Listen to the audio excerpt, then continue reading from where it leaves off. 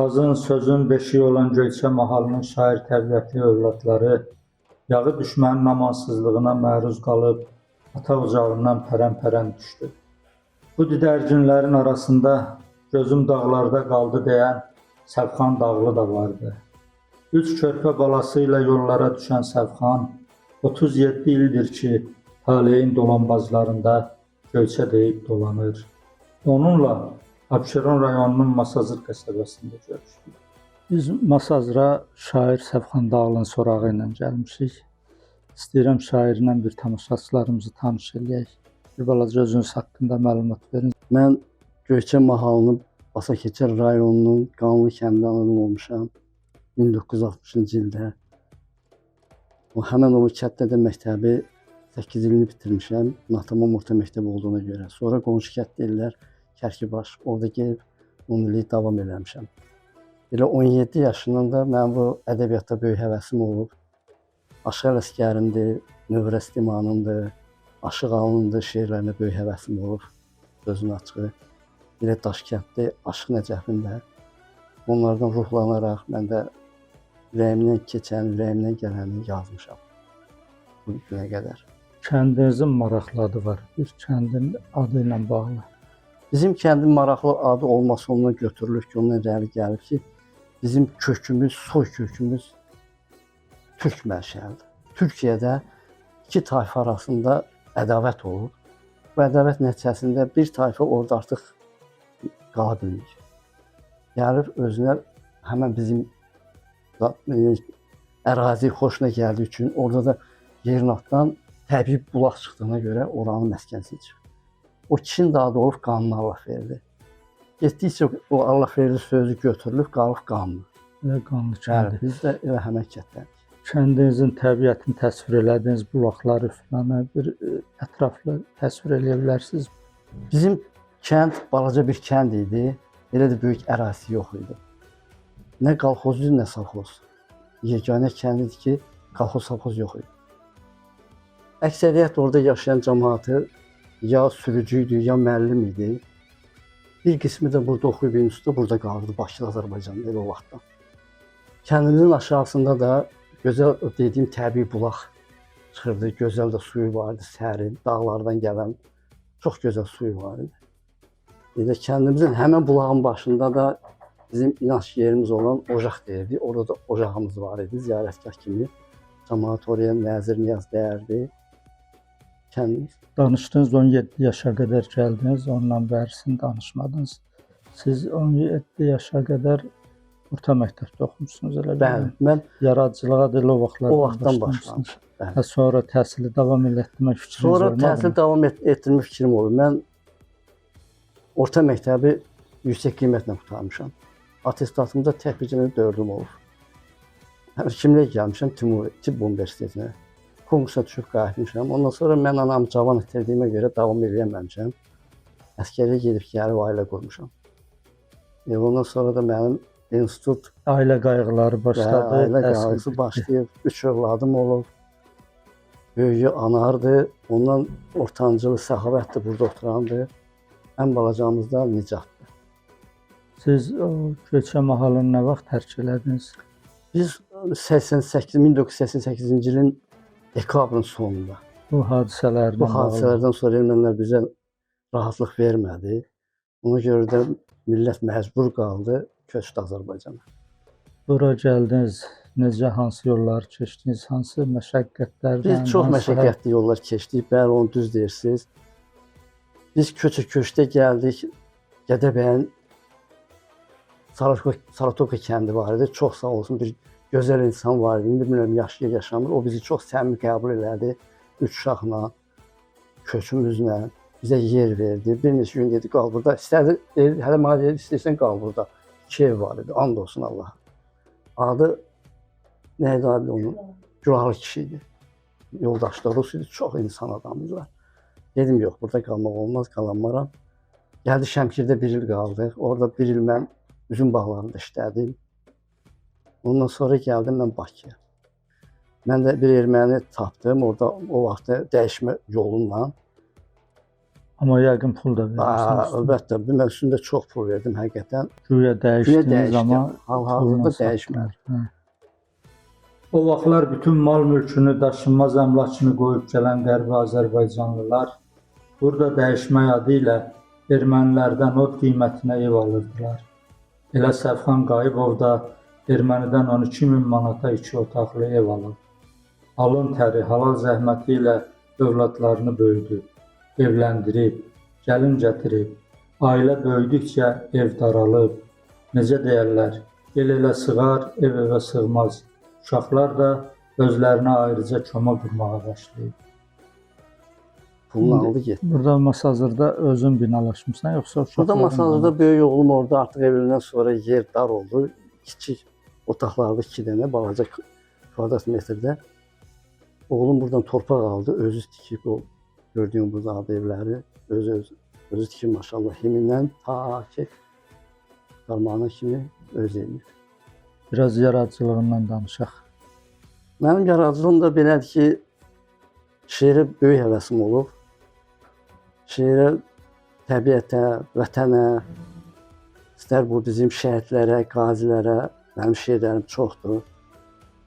Elə prezidentimizə də mənim şeirim var, elə birinci üzündə, nüsxənin birinci üzündə bizim Ali Baş Komandanımız İlham Əliyevin atasına da, özünə də mənim şeirlərim var, onlara səmimi məhəbbətim var. Qaldı ki, ailəmə də, xanıma da, nəvələrimə də, uşaqlarıma da hamısına şəxsən yazmışam. İndi qəribə bir mühit yaranıb. Adamlar tanıyıram ki, atası şeir yazır, uşaq deyir yazma, oxuma, demə cəmaət içində. Sizin uşaqlar yaradıcılığınıza necə baxır? Yox, sağ olsunlar. Elə mənim sponsorlarım mənim balalarımdır. Eləmi? Kitabın çıxmasında balalarım da, elə yoldaşım da vallahi and olsun, Allah səmimi deyirəm. Pensiyasını mənə pul ayırıb ki, kitabımı çap olsun. Nə gözəl. Vallahi. Mən səmimi deyirəm bunu. Bizim ailədə ona qarşı etiraz yoxdur. Elə mənim böyük nəvəm də biraz qabiliyyəti var bu haqda. O da yazır. İlk nəvəsi Nihadın adını çəkdikcə qürurlanan şair, onun Kooperasiya Universitetində ekologiya mühəndisliyi oxuduğunu, yaxşı gitara çaldığını bildirir. Nihadın özü də mən babama oxşamışam deyir. Hər ikimiz sakitik. Babam heç vaxt əsəbləşmir. Mən də ona oxşamağa çalışıram. Məndə musiqiyə də, idmana da marağı babam oyadıb. Babam mənə şeir də həsr edib. Yolu açıq, bəxti uğur gətirsin. Ocağın sevinci, ilki Nihata. Ağıllı, zəkalı, boyda yaraşır, ocağın sevinci, ilki Nihata. O boyatdıqca oxşadıq, sevdik. Dünya bizim oldu, elə də bildik. Qurbanlar kəsilib, nəzirlər dedik. Ocağın sevinci, ilki Nihata. İşləri su kimi olsun axarlı, günləri qoy olsun yazlı, baharlı, dilərik ucalsın olsun vüqarlı, ocağın sevinci, ilki Nihata.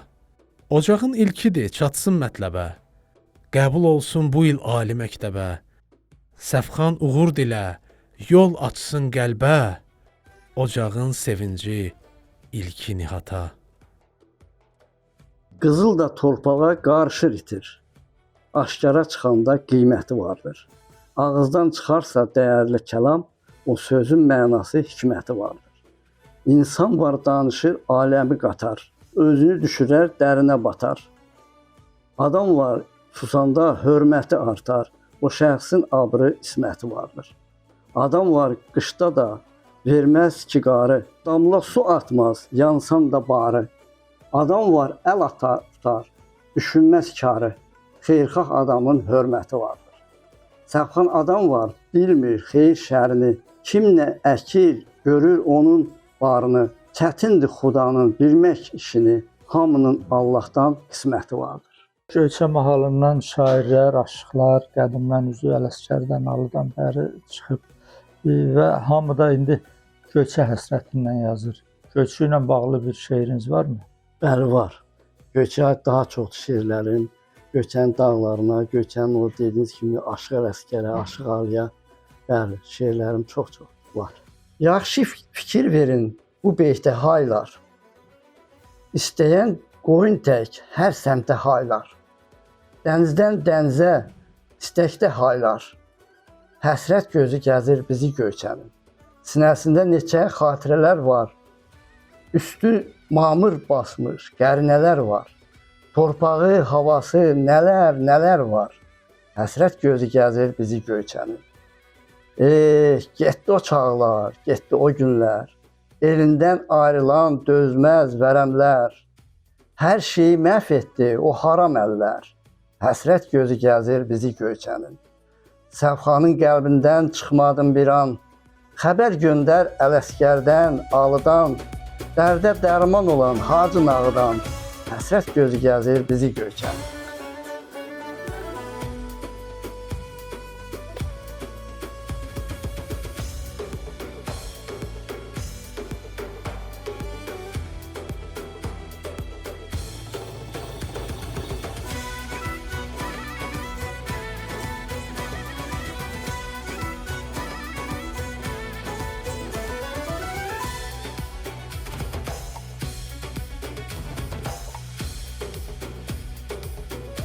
Şair Sərxan Dağlı'nın nəvələri Murad, Aylin, Nəzrin, Mədinə, Melisa, Ömər, nənəsinin adını daşıyan Adilə başına yığışıb babalarının sözlərinə bəstələdiyi şeirləri dinləyəndə biz də şairin ortancıl oğlu Səxavət Qayıbovla tanış olduq. Əslində atam da anam da Azərbaycan xalçaçılıq üzrə çox böyük töhfələr verdilər. Gözəl. Biz uşaq idik, tam yadıma gəlir. O zaman bizdə evimizə xalçaçılar çox gəlirdilər. Demək olar ki, ilk təmiri, xalçanın ilk təmirini dağılmış, cırılmış, sökülmüş. Bunları atamla anam eləyiblər, bərpa eləyiblər. Bunların bərpa elədikləri xalçalar bəlkə də London muzeyində də var, indiki xalça muzeyində var, əntiqlər. Sənin yaşın belə azdır. Göyçədə mi doğulmusan? Göyçədə doğulmuşam. Neçə yaşında tərk elədin? 2 yaşında mən oranı tərk eləmişəm. 2 yaşında yəqin ki, nəsə Yox, oradan xatırlamazsan. çox düzdür. Ancaq evin qapısı, başqa bir şey yox. Amma bu atamla anamın xalça ilə məşğul olduğu, təmir elədiyi dövrlər tam yadımdadır. Altı olduğumu mən 6 yaşım, 7 yaşım olardı. Burada məşğul olurdular da o işdə. Orada məşğul oldular. Bəs kim bilirdi ki, bunların belə işi var, gətirdilər. O vaxt xalçaçılar artıq tanıyırdılar. Rəhmətli Vidadi müəllim, Kamil müəllimin özü. Biraz da özünlə tanış olaq, ata işləri Mən özüm danışdım. ortancıl evladıyam. Özüm də iqtisadiyyatın hüquqi tənzimləməsini bitirmişəm. İş adamıyam, istilik sahəsi üzrə qazanxana işləri görürəm. Demək olar ki, bir çox işlərimiz olub ölkədə. Özün ailə vəziyyətin necədir? Özüm də ailəliyəm, 2 övladım var, 2 qız atasıyam. Allah qorusun, bəxtlərini versin. Amin. Allah gözəl bəxtət eləsin. Göyçəni ata illərin zaten necə düşünürsən? Mən kökümə bağlıyam. Çox təəssüf ki, o haqda heç bir təəssürat var, amma təsəvvürüm yoxdur da. Orada görməmişəm, eləməmişəm, amma böyüklərdən eşitdiklərim, adət-ənənə çalışdığım qədər bunları qoruyuram, öz övladlarıma aşılayıram. Amma Qərbi Azərbaycanlıların bütün demək olar ki, tədbirlərində, yığıncaqlarında iştirak edirəm. İstər bu xeyir olsun, istər şər olsun. Sərxan Dağlı'nın az qala yarım əsrlik ömürkün yoldaşı Adilə xanım Qayıbova söhbətə geridə qalan illərin xatirələrindən başladı. Elə bunlara gələndən, ailə qurandan bu yana mən xalçada işləmişəm. Oradan qaçqın gələndən sonra da yenə təhsilimi burada davam eləmişəm. Nərimanov rayonunda, gənclikdə, orada. Həsən Əliyev küçəsi, 92 mənzil 18-də orada iştirak eləmişəm. Çox Vidadi müəllimində çox şeylərdir ki, gəl Azər ilmədə işlə. Uşaqlar körpə oldu, siz də məni bağışlayın. Elə ondan da evdə bu işləri görmüşəm, dalına davam eləyirəm. İndi bütün tədbirlərə yoldaşımla oğlum işlədiyinə görə orada Çərşəhərdə. Elə oranda bütün tədbir işlərinin hamısını mən həll eləyirəm, mən tikib göndərirəm. Elə. Elə kəlağayını boynunuzda görəndə bildim ki, kökə, milli, adət-ənənəyə bağlı Adət-ənənəyə, adamlarsınız. Biraz o Göyçədən yadınızda qalan adətlərinizdən Göyçədən yadımızda qalan budur ki, 88-dən gəlmişik Gədəbəyə, Saratovka kəndinə. Orada qəşəng sizdən yaxşı olmasın, bir qəşəng ailəyə düşmüşük. Orada da bizə yaxşı hörmət eləyiblər. Sonra gəlmişik Şəmkir rayonuna. Əmgil oradaydı, əmlərim oradaydı. Onlar da dedi ki, qalın burada. Bu dedi ki, yox, mən Şəmkir rayonunda qala bilmərəm. Gedək Bakıya. Həqiqətən mən də Bakı istəmirdim ki, gəlməyim. Qalım Mamagilin yanında. Sonra gəldi da əl çəkmədi ki, yox, gedək, bizə gün güzaran lazımdır. Gəldik, elə burada da məskunlaşdıq, qəşəng evimiz oldu, eşiyimiz oldu. Balalarımızı oxutduq, ali təhsilli elədik. Özüm də bu işə davam eləyirəm günü bu günə qədər.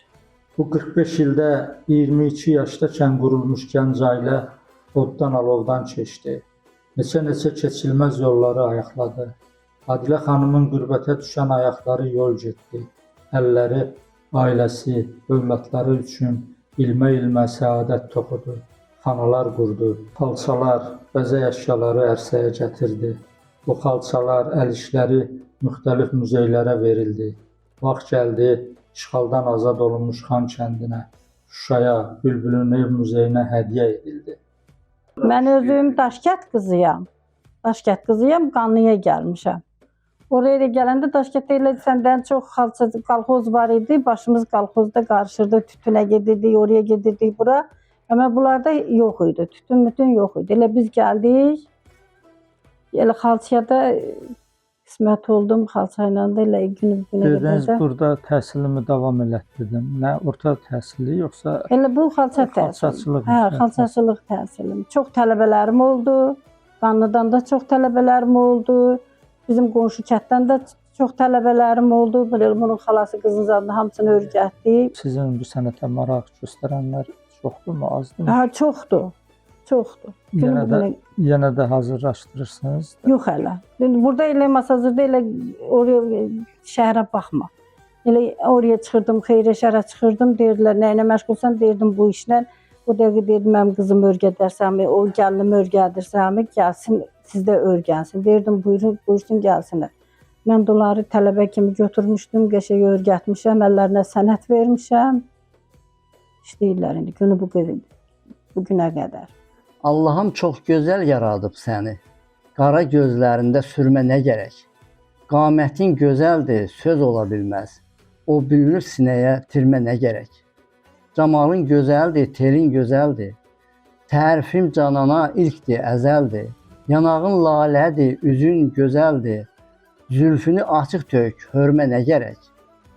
Gərək yox sinəndə gövhərə lələ. Qızıldan, almazdan artıqsan hələ.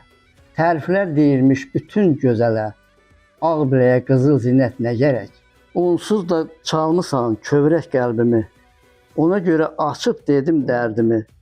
Sən də bilsən bu səfhanın qədrini. Məni qaş gözünlə süzmə nə gərək? Bu gəldi qanunun icmasına qarışdı, qoşulmuşdu. Sonra bunun icra hakimiyyətinin müavini var. Gəncədə oxuyur, öz tələbə sinif yoldaşı olub. O buna dedi ki, bəs Səfan, mənim şeirlərin hani ortaya niyə çıxarmışsa, 76-cı ildən bu yana yazırmış. Mən ailə qurmamışdan qabaq yazırmış. Bu da dedi ki, itirmişəm, batırmışam, orada burada qalıbdı. Dedim, yox, gəl belə elə. Onda dedim, sən mərcimi ver, mən sənə gətirim, şeirlərini verim. İnanmadı, dedi, o saxlanar. Dedim, Allah haqqı saxlamışam. Elə-belə oturmuşduq. Dedi, dur gəl. Durdum, elə məndə albom var idi, bloknot. Gətirdim, onun içindən bunu yazdığı vərəqi zadı verdim, bloknotu verdim. Dedi, mən inanmazdım ki, bu şeirlər durar. Dedim, yox, durur. Elə bilirsən, mən saxlamamışam. Gətirdim, verdim. Və ondan sonra bu başladı yazmağa. Hardasa bir ildir.